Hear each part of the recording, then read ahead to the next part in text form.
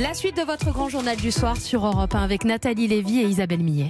Et décidément, c'est la journée des polémiques. On vous parlait tout à l'heure de l'affaire Mila qui fait beaucoup de bruit. Autre affaire qui suscite elle aussi pas mal d'émotions. Le film J'accuse de Roman Polanski nommé 12 fois pour les Césars. Oui, alors que le réalisateur, vous le savez, est accusé de viol. Certains, on s'en souvient, avaient appelé à boycotter les séances au cinéma lors de la sortie du film. Alain Terzian, le président de l'Académie des Césars, interrogé sur la question, s'est assez maladroitement expliqué ce matin, ou plutôt, il a botté en touche. On n'est pas une instance qui doit avoir des positions morales. Tous les films sortis entre le 1er janvier et le 31 décembre sont éligibles, tous. Mais moi, je ne suis pas concerné par ces questions-là, c'est tout, vous ne voulez pas m'entendre.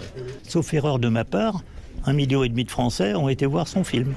Interrogez-les. Le président de l'Académie des Césars avec Mathieu Charrier, puis la réaction outrée de Céline Picq, entre autres, de l'association Oser le féminisme. Je suis simplement sidérée, même choquée en fait de cette cécité du monde du cinéma, puisque c'est les 4000 professionnels du cinéma qui ont voté pour ces nominations. Ces mêmes professionnels du cinéma qui ont acclamé Adèle Haenel quand elle parlait justement de l'impunité des réalisateurs, producteurs du cinéma envers de très jeunes actrices, voire des enfants. Et les mêmes qui ont soutenu Adèle Haenel, là, acclament Roman Polanski. Je suis réellement sidérée par le soutien plein et inconditionnel du milieu du cinéma français qui le consacre avec 12 nominations comme les 12 femmes qui l'accusent de viol. C'est inadmissible.